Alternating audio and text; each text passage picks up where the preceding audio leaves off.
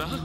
కేతన, నువ్వు వాళ్ళ కళ్ళల్లోంచి తప్పించుకోగలవేమో కానీ నో కళ్ళల్లోంచి తప్పించుకోలేవు. ఈవిడ పేరు దుర్గా. ఈ రోజు నుంచి మనతో పాటు మన ఇంట్లోనే ఉంటుంది.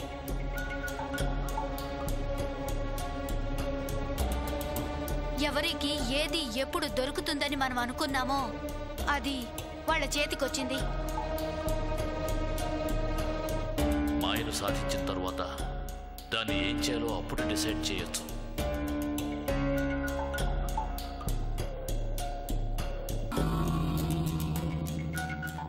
ఓయ్ పెద్దయినా, ఏం మాయ చేసావేంటి?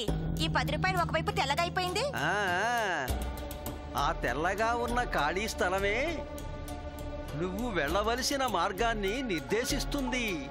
జాగ్రత్తగా నీ దగ్గర అట్టి పెట్టుకో.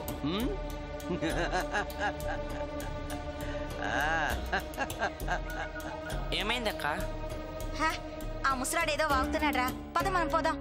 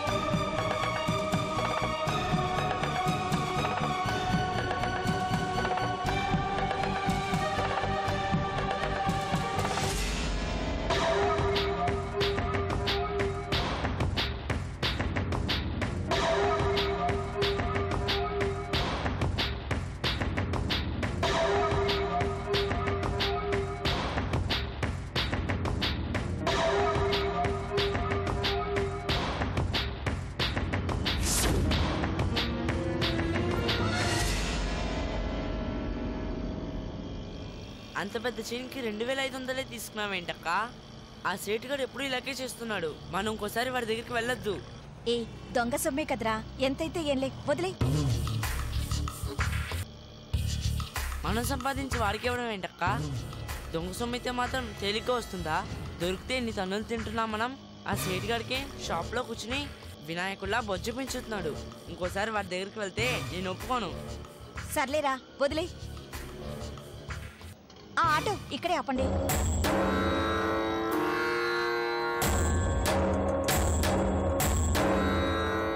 ఇదిగోండి.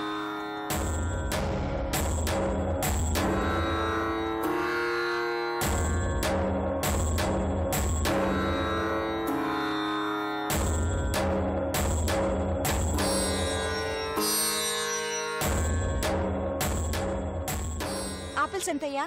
3.50 అమ్మా. అమ్మో 50యా? అందుకేరా ఏది అడిగి తీసుకోకూడదు, కొంచెం తగ్గించి ఇవ్వయ్యా. సరే 40 చేసుకోండి. 3 ఇవ్వు, మంచి ఆపిల్స్ గా చూసి ఇవ్వు. డబ్బులు తీసుకుంటున్నావుగా. ఇంకోటి ఎక్స్ట్రా ఇస్తానులేమ్మా. ఎంత? 40 ఇవ్వండి. 40 చిల్లరుంటాయి ఇవ్వమ్మా. నా దగ్గర 100 ఉంది, చిల్లర లేదమ్మా. అన్నా 100కి చేంజ్ ఉందా? ఉంది. ఇదిగో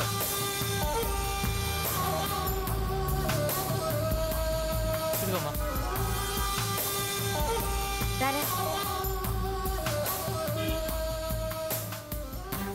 అక్క మన లెవెల్కి యాపిల్స్ కొంచెం ఎక్కువే కదా. చోటు నువ్వు కొంచెం కలర్ తగ్గావరా, అందుకే యాపిల్స్ తీసుకున్నా. అక్క నా కలర్ తగ్గినా పర్వాలేదక్క, నీ కలరే చాలా ఎక్కువ అయిపోయింది. ఆహా, ఏంట్రా చోటు నన్ను కాకపడుతున్నావు? ఏం లేదక్క, సినిమాకి తీసుకెళ్తామని. అబ్బో సినిమాకా? ఆ. నా వల్ల కాదురా, థియేటర్లో కూర్చొని సినిమా చూసే టైంలో బోలెడని పర్సులు కొట్టేయిచ్చరా. అక్క. నేను రాను. నాకు డబ్బులు ఇస్తే నేను వెళ్తా. సరే ఇదిగో. ఏంటక్క దీన్ని నువ్వు నేను కింద పడేసావు కదా, మళ్ళీ మన దగ్గరికి ఎలా వచ్చింది? అదే నాకు అర్థం కావడం లేదురా. యమదొంగలో ఎన్టీఆర్ని లాకెట్ చేసినట్టు ఇది నన్ను చేస్తుందేంట్రా? రే, ఈ ముసలోడు మామూలోడు కాదురా, ఏవో మాయలు మంత్రాలు తెలిసిన మాంత్రికుల్లా ఉన్నాడు. అవునక్క, ఈ నోట్ని పడేస్తే మళ్ళీ మన దగ్గరికి వస్తుందేమో. అయితే చింపేస్తే మన దగ్గరికి రాదుగా.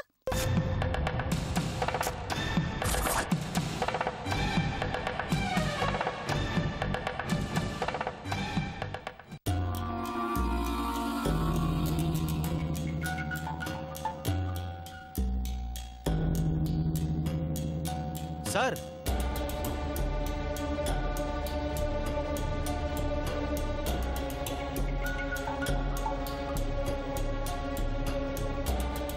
What is this? నాకు కోట లోపల భూమిలో దొరికింది. ఇదొక దిక్సూచి ముక్క. సారీ సార్, దీని గురించి తెలుసుకోవాలని దొరకగానే మీకు ఫోన్ చేయలేదు. It's okay Ravi. దాని గురించి ఏదైనా తెలిసిందా? ఇంకా తెలియలేదు సార్, ప్రయత్నిస్తున్నాను. వాస్తవానికి ఒక ఆర్కియాలజిస్ట్గా దీన్ని ఒక సాధారణ దిక్సూచి ముక్క అనుకోవాలి. బాగా పాతకాలం నాటిది కాబట్టి దీన్ని మ్యూజియంలో కూడా పెట్టొచ్చు. కానీ ఇక్కడున్న పరిస్థితుల్ని బట్టి ఏ వస్తువుని మనం తేలిగ్గా భావించకూడదు. దీనితో మంచి జరగచ్చు, లేకపోతే చెడు జరగచ్చు. కరెక్ట్. ఇది ఒక మామూలు దిక్సూచి అయితే మనకు ప్రమాదం ఉండదు. కానీ దీన్ని అప్పట్లో ఎవరు ఎందుకు ఉపయోగించారో తెలీదు.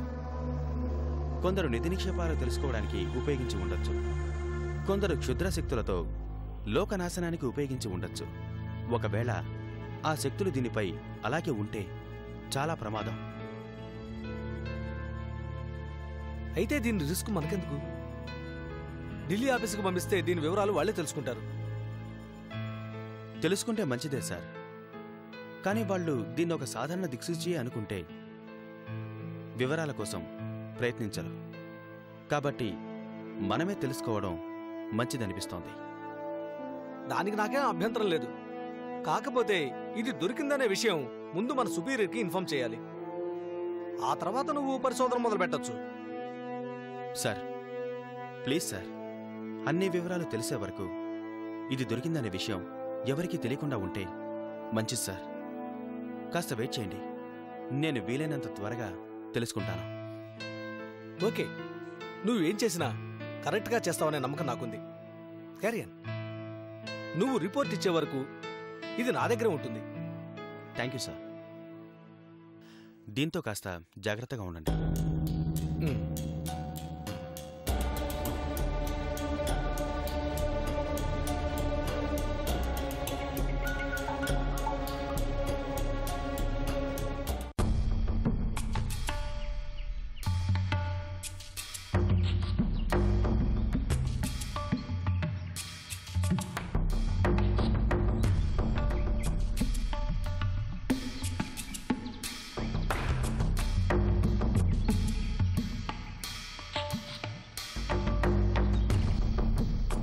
ఎక్స్క్యూజ్ మీ, నేను రూపిణిని కలవాలి.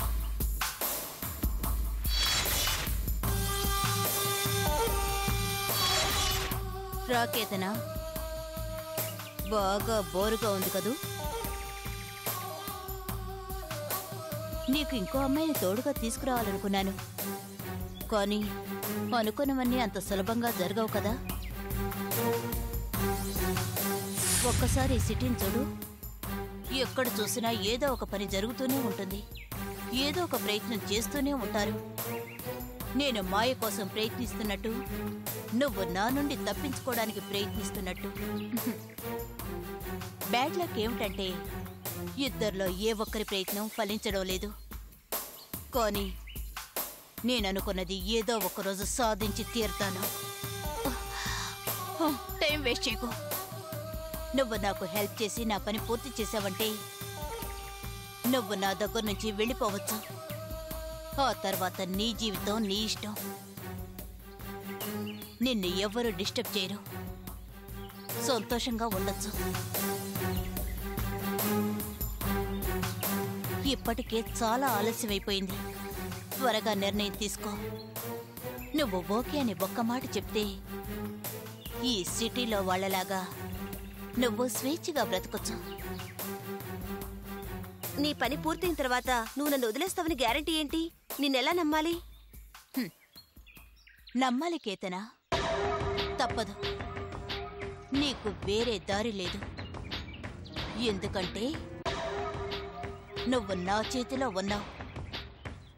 నీ జీవితం నా చేతిలో రాయి లాంటిది. దాన్ని కావాలంటే దూరంగా విసిరేయగలను, లేదా నలిపి నలిపి పిండి చేయగలను. కాబట్టి నువ్వు నన్ను ప్రశ్నించకూడదు. నేను చెప్పింది నమ్మి తీరాలి. రూపిణి, జీవితం మీద ఆశ, దానికో ఆశయో నాకు లేవు, నీకున్నాయి. నువ్వన్నట్టే నా జీవితాన్ని నేను ఆ రాయిలా ఫీల్ అయితే ఏం జరిగినా నేను బాధపడాల్సిన అవసరం ఉండదు. నా ప్రాణం పోయే పరిస్థితి వచ్చినా బాధపడను. చూసావా, నీలో భయం మొదలైంది అంటే నేను క్షేమంగా ఉండడం నాకంటే నీకే ముఖ్యం.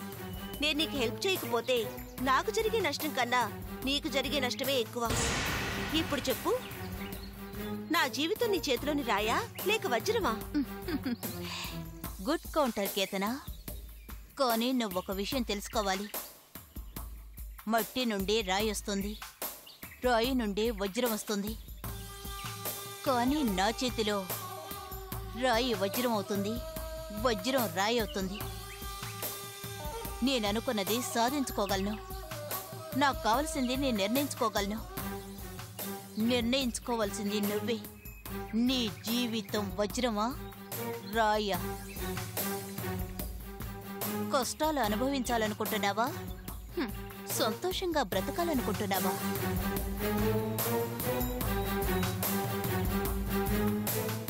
కాస్త పాజిటివ్గా ఆలోచించు కేతనా.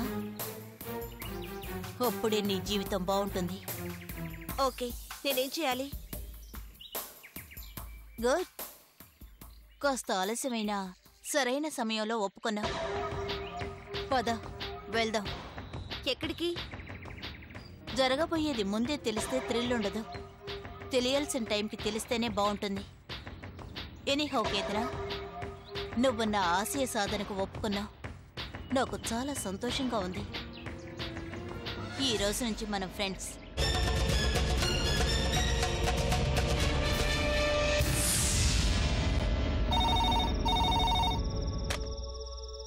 హలో, నేనే.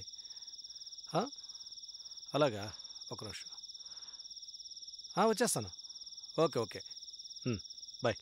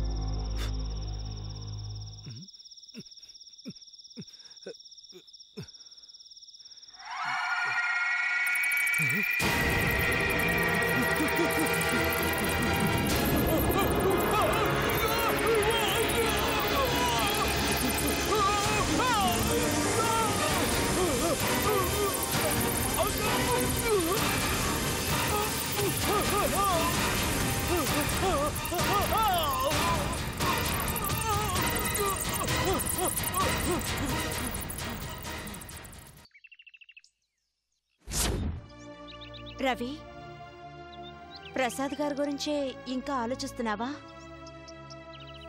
మర్చిపోలేకపోతున్నాను. నిన్న నాతో మాట్లాడిన మనిషి ఈరోజు లేరంటే నమ్మలేకపోతున్నాను. ఏ అదృశ్య శక్తి నుండి నన్ను జాగ్రత్తగా ఉండమని చెప్పారో అదే అదృశ్య శక్తి నుండి ఆయన తప్పించుకోలేకపోయారు. వదిలే రవి, అదే ఆలోచిస్తూ మనసు పాడు చేసుకోవద్దు. ఆయన మరణం చాలా దారుణంగా ఉంది పల్లవి. ఇదంతా చాలా వింతగా అనిపిస్తోంది. నేను కూడా ఆ అదృశ్య శక్తిని నమ్మవలసిన పరిస్థితి వచ్చింది.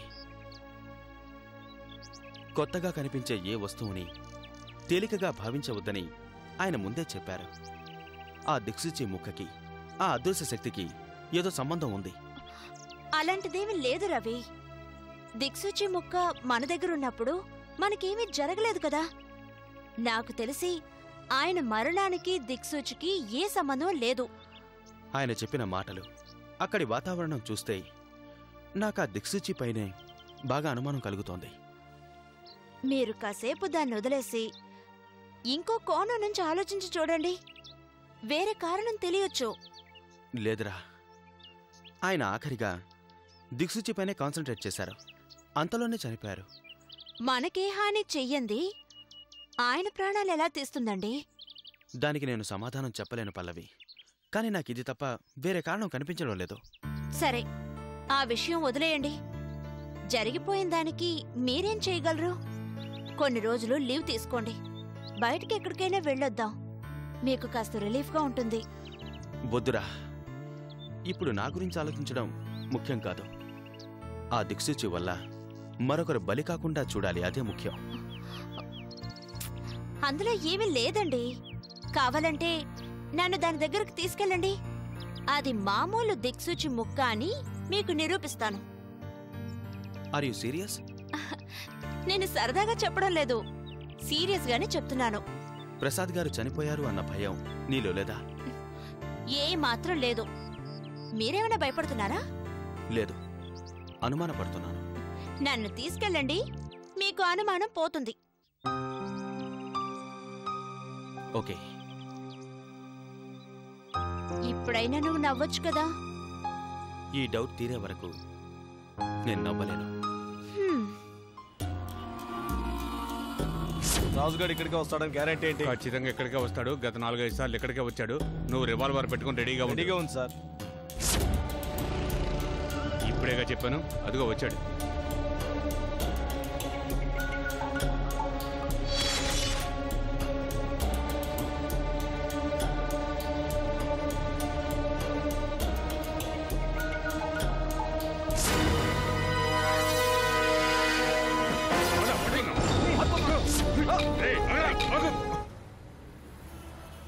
అరే చోటు, నేనొక్కదానే వాగుతున్నాను, నువ్వేం మాట్లాడవేంట్రా? ఈరోజు మా అమ్మ చనిపోయిన రోజక్క. ఏ బాధపడకరా, మనమేం చేయగలం? వదిలే.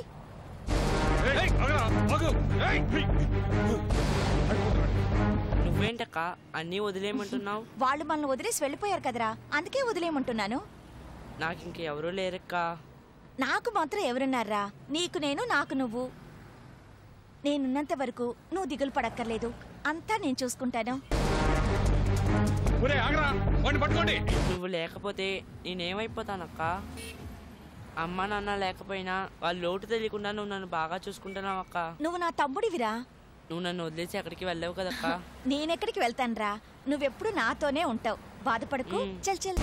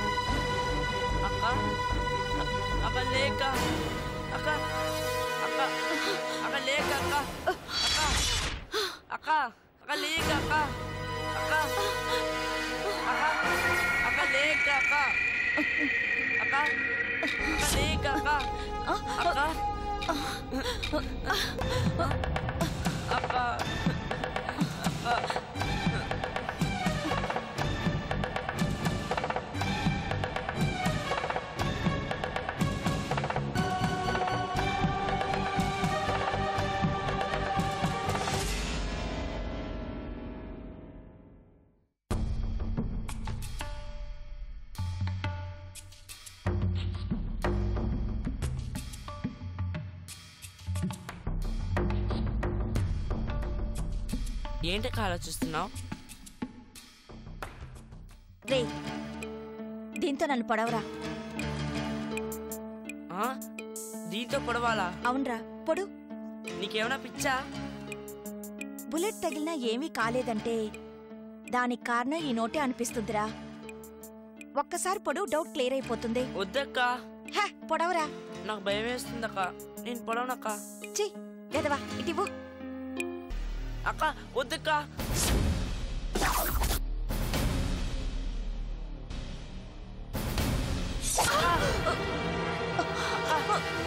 అక్క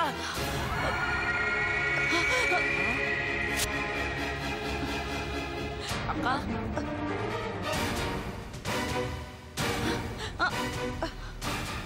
చూసావారా, ఏం కాలేదు. ఇప్పుడు నువ్వు పొడు.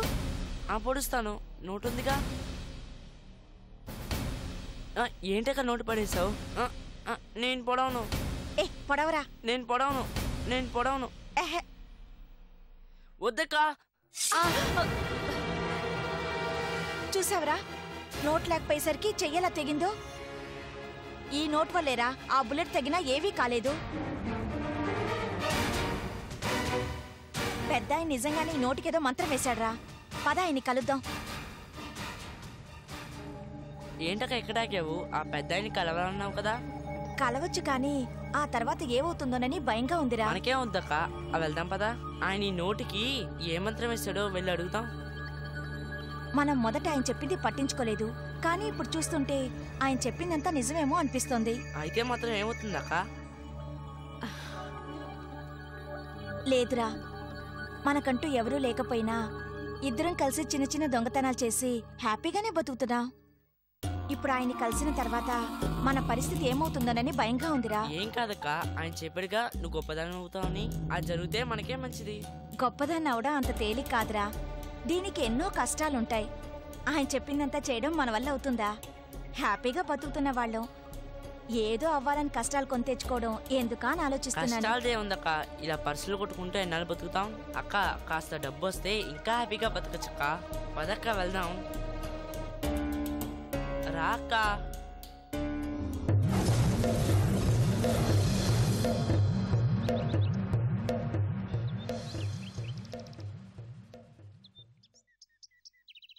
పూజారి గారు, ఇక్కడ ఒక పెద్ద ఆయన ఉండాలి. పెద్ద ఆయన ఎవరమ్మా? కాషాయ గుడ్డలతో సాయిబాబా లాగా తలకు గుడ్డ కట్టుకుని ఉంటాడు. తలకు గుడ్డ కట్టుకునే అలాంటి వారు ఎవరిక్కడ లేరమ్మా. నేను ఎక్కడే కనిపించాడండి. మాతో మాట్లాడాడు కూడా. 10 రూపాయల నోట్ని. అరే చోటు, నువ్వాగు. ఆయన నిన్న ఇక్కడే కలిసావండి. ఇప్పుడు అర్జెంటుగా కలవాలి. నేను నిన్న కూడా ఉన్నానమ్మా. నువ్వు చెప్పే మనిషిని ఎప్పుడూ నేను ఇక్కడ చూడలేదు. బాధపడకమ్మా. నువ్వు ఆయన కలవటం అంత ముఖ్యమైతే ఆయన ఎదుట పడాలని బలంగా సంకల్పించుకొని దేవుడికి మొక్కుకో. ఏదో సమయంలో ఆయన నీకు ఎదురు పడతారు. ఇంకా ఏం ఆలోచిస్తున్నావమ్మా? ఒకటి జరగాలి అంటే మనం బలంగా సంకల్పించుకొని ప్రయత్నం చేస్తే ఖచ్చితంగా దేవుడి దయ మన మీద ఉంటుందమ్మా. అనుకున్నది జరిగి తీరుతుంది. మొక్కుకోమ్మా. నేను మొక్కితే జరుగుతుందా? ఎలా జరగాలనుంటే అలా జరుగుతుంది. రా పూజారి గారు, ఒకవేళ ఆయన మీకు కనిపిస్తే ఈ మాయలు మంత్రాలు నా దగ్గర కుదరవని చెప్పండి. ఇదిగోండి, ఈ 10 రూపాయలు ఉండిలో వేయండి. రారా.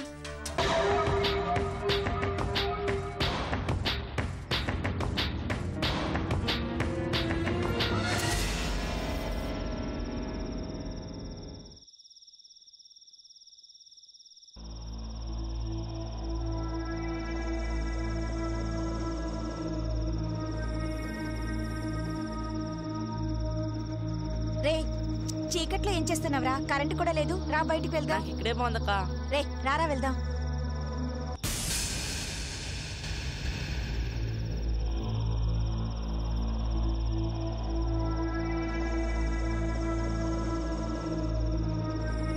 రే ఇది పట్టుకోరా.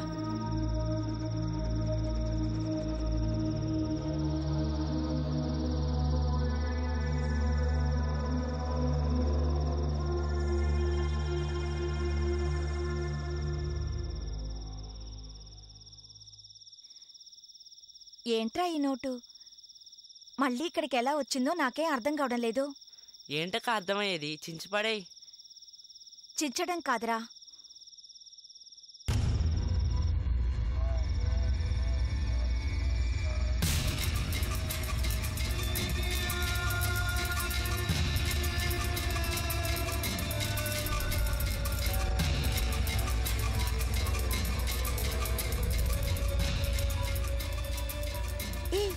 ఏంట్రా ఈ నోటు కాలడం లేదు?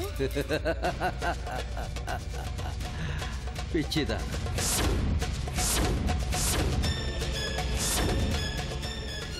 నువ్వు ఇంకా ఈ ప్రయత్నాలు మానలేదన్నమాట. చూడు, నీ ఆయుష్ ఎంత గట్టిదో ఆ నోటు ఆయుష్ కూడా అంతే గట్టిది. అసలు ఈ నోటికి నాకు సంబంధం ఏంటి? ఇది నన్నెందుకు వెంటాడుతోంది? నువ్వేం మంత్రం వేశావు? తెలుసు, నువ్వీ ప్రశ్న అడుగుతావని, నా కోసం వీధులన్నీ తిరిగి వెతుకుతావని తెలుసు. అన్నీ తెలుసు. నీ లక్ష్యాన్ని నీకు తెలియచేసేవాణ్ణే కానీ ఆ లక్ష్య సాధనకు నీ వెంట తిరిగి నడిపించేవాణ్ణి మాత్రం కాదు. నీకుగా నీవే ఈ విషయాలన్నీ తెలుసుకోవటానికి ఆసక్తి చూపించాలని అన్నీ తెలిసినా నేను ఊరుకున్నాను. అసలు నేనెవర్ని? నేనే సాధించగలనని ఇదంతా జరుగుతోంది. అసలు నేనెలా గొప్పదని కాగలను? చదువు లేదు, తెలివితేటలు లేవు. అసలు నాకంటూ ఎవరూ లేరు. ఎక్కడ పుట్టానో ఎవరికి పుట్టానో కూడా తెలీదు. నీ జన్మకు కారకులెవరన్నది ముఖ్యం కాదు, నీ జన్మ ముఖ్యం. నువ్వు ఒక కారణ జన్మురాలివి, అదే ముఖ్యం. నీ లక్ష్య సాధనకు కావలసినటువంటి ఆ ఆత్మస్థైర్యాన్ని, మేధాశక్తిని, అచంచలమైన ఆ సంకల్ప బలాన్ని సమయానికి ఆ దైవమే నీకు అనుగ్రహిస్తుంది. నీకు మరెవ్వరి సహాయ సహకారాలు అక్కర్లేదమ్మా. చూడు పెద్దయినా, నువ్వు చెప్పేది ఒక్క ముక్క కూడా నాకు అర్థం కావడం లేదు. ఈ కాలంలో కారణ జన్మాలు, దైవానుగ్రహాలు ఉన్నాయంటే నేను నమ్మలేకపోతున్నాను. అది నాలాంటి అమ్మాయి కారణ జన్మురాలంటే నవ్వొస్తోంది. నేనెన్నో తప్పులు చేశాను, ఎంతో మందిని బాధ పెట్టాను. అదంతా ఆ దైవం చూస్తూనే ఉందమ్మా. జరగాల్సిందే జరిగింది, జరగరానిదేదీ జరగలేదు. దైవ సంకల్పం కాకపోతే ఒక పరమ మూర్ఖుడు మహాకవి కాళిదాసు కాగలడా? దైవ సంకల్పం కాకపోతే ఒక సామాన్యురాలైన సతీ సుమతి లోకబాంధవుడైన ఆ సూర్య భగవానుణ్ణి శాసించి సూర్యోదయాన్నే ఆపగలిగేదా? ఒక బోయవాడు, హత్యలు చేసే ఒక దొంగ రామాయణ మహాకావ్యాన్నే రాయగలడా తల్లి? అదంతా ఆ విధిలిఖితమే. సామాన్యులు సైతం మహత్కార్యాలను సాధించగలరని తెలియజేయటానికి, వారికి ఆత్మవిశ్వాసాన్ని, మానసిక స్థైర్యాన్ని కలుగజేయటానికి ఆ పరమాత్ముడు రచించిన లీలా విశేషాలమ్మా ఇవన్నీను. ఎంతోమంది మహనీయుల జీవితాలను చాలా సాధారణంగా మొదలుపెట్టించింది ఆ దైవం. అందులో భాగంగానే ఈరోజు నిన్ను ఓ దొంగను చేసింది. జరిగిపోయింది కాదమ్మా నీ జీవితం. ఇక మీదట జరగబోయే పరిణామాలతో నీ జీవితానికి పరమార్థం చేకూరుతుంది. అదే నీ అసలైన జీవితం. పెద్దయినా, ఈ అర్థం పరమార్థం నాకేవీ అర్థం కావడం లేదు. నేను కారణ జన్మురాలనని అంటున్నావు కదా, నేను పుట్టడానికి గల కారణమేంటి? అసలు నేనేం చెయ్యాలి? ముందే చెప్పండి చాలు. చూడమ్మా, ఈ లోకంలో ఏ ప్రశ్నకైనా సమాధానం ఇవ్వగలిగేది, ఎటువంటి సమస్యనైనా పరిష్కరించగలిగేది, సకల సంపదలు అష్టైశ్వర్యాలు ఇవ్వగలిగేది, ఈ లోకాన్ని సక్రమంగా సన్మార్గంలో నడిపించగలిగేది అద్భుత శక్తులు గలది మాయ.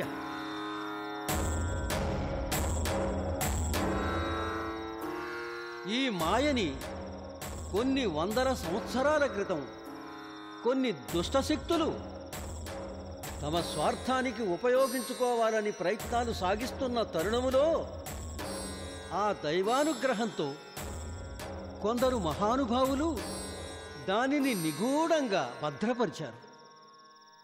అలా భద్రపరిచిన ఆ మాయని తిరిగి ఈ బాహ్య ప్రపంచంలోకి తీసుకురావటానికి ఆ దైవం నలుగురిని ఎంచుకుంది. ఆ నలుగురిలో నీవు ఒకదానివి. ఇదే నీ జన్మకు గల కారణం. ఇక నువ్వు చెయ్యాల్సిందంటావా? మిగతా ముగ్గురితో కలిసి ఆ మాయని బాహ్య ప్రపంచంలోకి మళ్ళీ తీసుకురావాలి. తీసుకొచ్చిన ఆ మాయని దుర్వినియోగం కాకుండా లోక కళ్యాణానికి ఉపయోగపడేలా చెయ్యడం. కానీ అదంత తేలిక మాత్రం కాదు. ఎందుకంటే లోకానికి మేలు చేసే మాయ దుష్టుల చేతుల్లో పడితే ఆ మాయ లోక వినాశినిగా కూడా మారగలదు. ఈ ప్రమాదము నుండి లోకాన్ని రక్షించాలి. ఎందరో దుష్టులు ఆ మాయను సొంతం చేసుకొని విశ్వాన్నే శాసించాలనే అత్యాశతో ఉన్నారు. వారి ఆశయం నెరవేరకుండా మీరే ఆపాలి. అందుకు ఎంతో తెగువ, ధైర్యం మీరు ప్రదర్శించాలి. ఆఖరికి మీ ప్రాణాలను సైతం మీరు అర్పించడానికి సిద్ధం కావాలి. ఇవేవీ చేయకుండా నేను తప్పించుకోవాలనుకుంటే? ఎంత పిచ్చి ప్రశ్న! ఎవరి నుండి తప్పించుకోగలవు? అలా తప్పించుకొని ఎక్కడికి వెళ్ళగలవు? ఆ దైవాన్నే ఏమార్చగలనని నువ్వు అనుకుంటున్నావా? అది అసంభవం. చూశావుగా, బుల్లెట్ తగిలిన చిన్న గాయమైనా కాకుండా ఎంత క్షేమంగా ఉండగలిగావో. ఎప్పుడో దైవ నిర్ణయం జరిగిపోయింది. నీ జీవితం మాయకు అంకితం కావాలని లిఖించబడి ఉంది. అదే జరుగుతుంది. దైవ నిర్ణయం ఎప్పుడూ మారదమ్మా. నీ మనస్సుని మార్చుకో. లోకరక్షణకు పాటుపడాలని నిర్ణయించుకో. నీకు అంతా మంచే జరుగుతుంది. నీ భవిష్యత్తు చక్కగా ఉంటుంది. అయితే ఇప్పుడు నేనేం చేయాలి పెద్దాయనా? రానున్న పౌర్ణమి నాడు దక్షిణ వైపుగా 20 ఆమడల దూరం ప్రయాణించు. ఒక అడవిలోకి ప్రవేశిస్తావు. అందులో ఒక రాతిపై అష్టముద్రిక ఉంటుంది. అది మరెవరిదో కాదు, నీదే. నాదా? అంతా ఆ దైవ సంకల్పం. నీకు తెలియకుండానే, నీ ప్రమేయం లేకుండానే ఎన్నో జరిగిపోతుంటాయి. పౌర్ణమి నాడు నిండు వెన్నెల్లో ఆ అష్టముద్రికపై నీ చెయ్యి ఉంచు.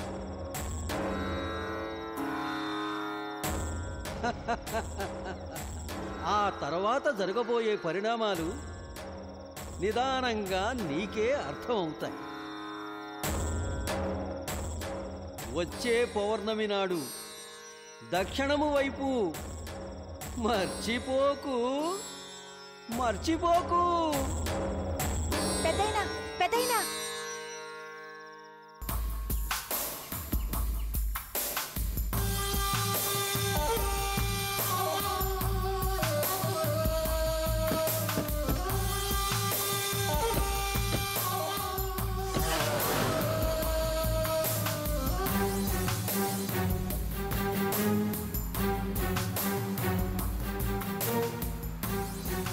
ఈ డ్రెస్లో నువ్వు చాలా బాగున్నావు. థ్యాంక్స్.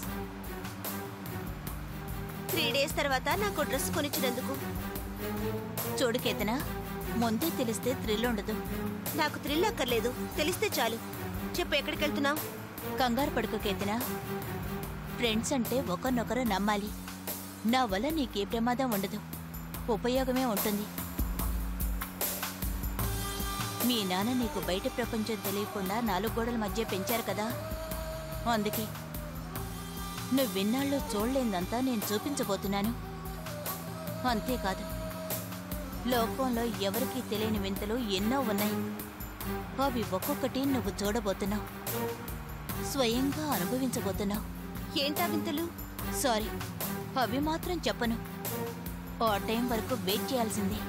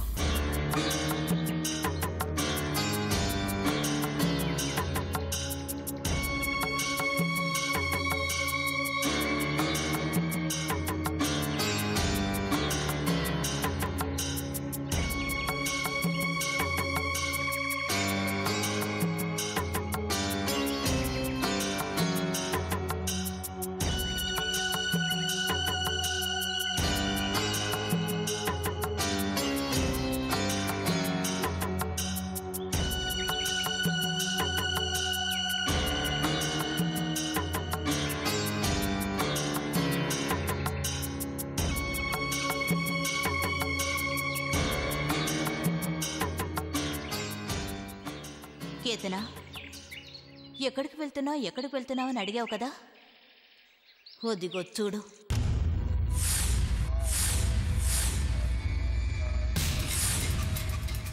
మనం మాయని సాధించడానికి ప్రయత్నాలు ఇక్కడి నుంచే మొదలు పెట్టాలి.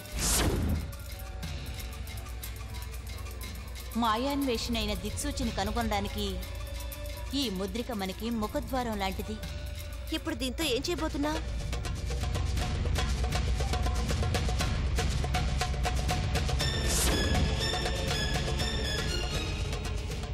ఈరోజు పౌర్ణమి, సరిగ్గా అర్ధరాత్రి 12 గంటలకు చంద్రుడి నుండి వచ్చే కాంతి కిరణాలు ఈ ముద్రికపై పడి దీని రంగుని మారుస్తాయి. ఆ వెంటనే ఈ ముద్రికపై నీ చెయ్యి పెట్టాలి. నా చెయ్యి ఎందుకు? ఈ ముద్రిక నీదే కాబట్టి. అవునా? ఆశ్చర్యంగా ఉంది కదూ. నువ్వు కారణ జన్మురాలివి కాబట్టే నీ పుట్టుకకు ముందే ఈ ముద్రిక సృష్టించబడింది.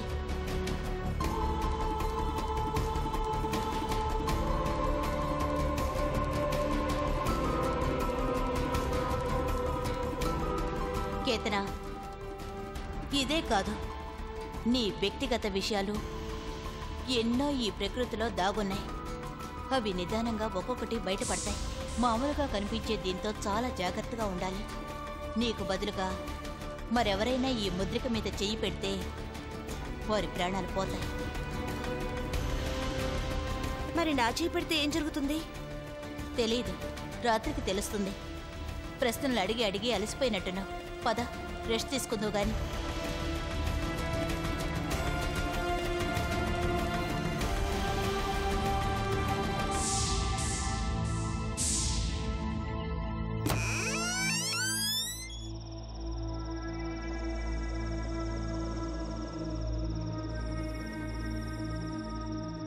ఉండు పల్లవి.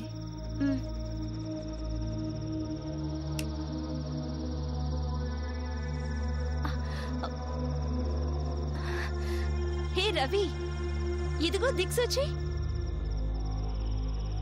దీనివల్ల ఏదో ప్రాబ్లం అన్నావు కదా, ఆ దిక్సూచి ఇక్కడే ఉంది.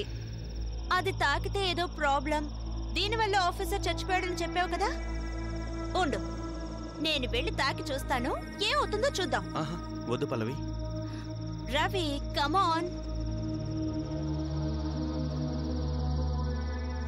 రవి చూడు, ఇప్పుడు దిక్సూచి నా చేతిలో ఉంది. నాకేమైంది? ఏమీ కాలేదు కదా. నువ్వు అనవసరంగా టెన్షన్ అయ్యి అన్ని విషయాల్లోనూ కల్పించుకుని కన్ఫ్యూజ్ అవుతున్నావు. పద.